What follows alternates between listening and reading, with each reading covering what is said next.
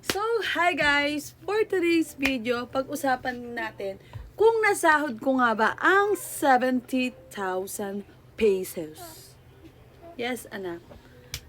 Nangungulit na naman ang aking anak mo. Hi guys! Mag-hi guys ka muna. Dali no.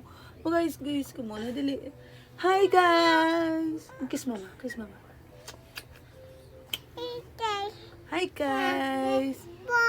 Oo. So guys, pag-usapan natin kung nasahod ko nga ba ang 70,000 pesos. So, bali guys, marami kasi nagtatanong sa akin personally kung nasahod ko nga ba yung aking vinlog last time na na-hold yung aking sahod sa Facebook.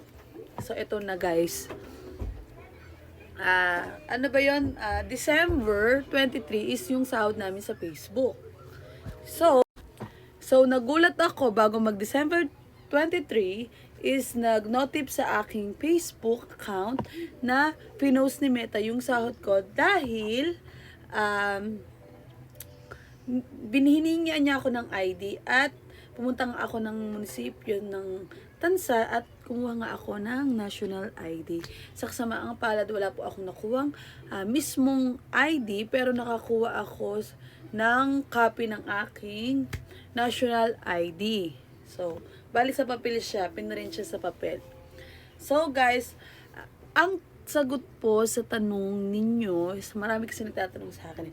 Ang sagot po sa tanong ninyo kung nasahod ko nga ba ang 70,000 pesos ay yes po.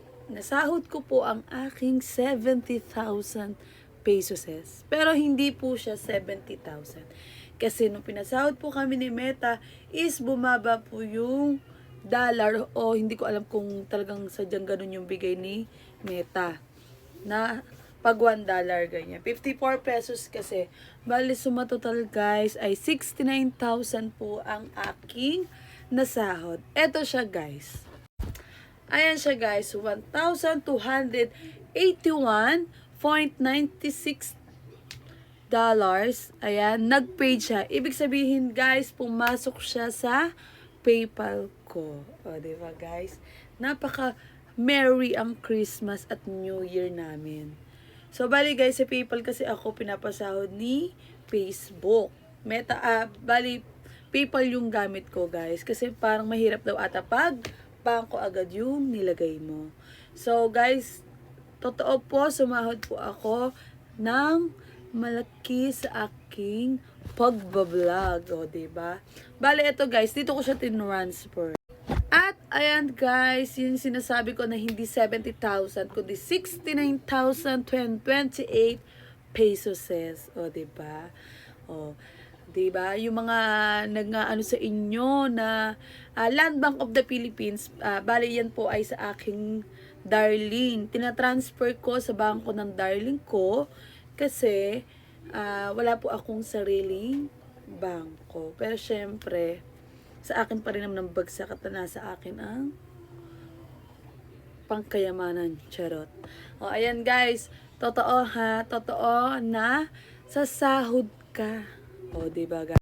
Dahil lang sa pagbablog mo guys is makakasahod ka ng kulang-kulang 70,000. Akala ko din kasi 70,000 yun. Kasi nung time na chinek ko siya sa Google is pumalo ata siya ng 56 ba? Or parang gano'n $55. Ganyan. So, akala ko 70,000 ang papasok. Pero nagulat ako is 54 lang yung naka-indicate na $1 kay Meta. Kaya 69 lang yung pumasok sa akin. Pero happy pa din ako guys. Siyempre, 'di ba? Kesa hinold ni Meta yung sahod ko sa Facebook, wala akong napala. Diyos ko, napakalaking bagay naman, di ba guys? At syempre, unang-una, saan ba tayo dapat magpasalamat? Syempre kay Lord, kay Meta. At syempre sa ating mga pamilya. O, di ba guys? Tinarit natin sila, binigyan natin sila ng konting mga pamasko. O, kaya wag na kayo mangungutang kasi ubos na din yan.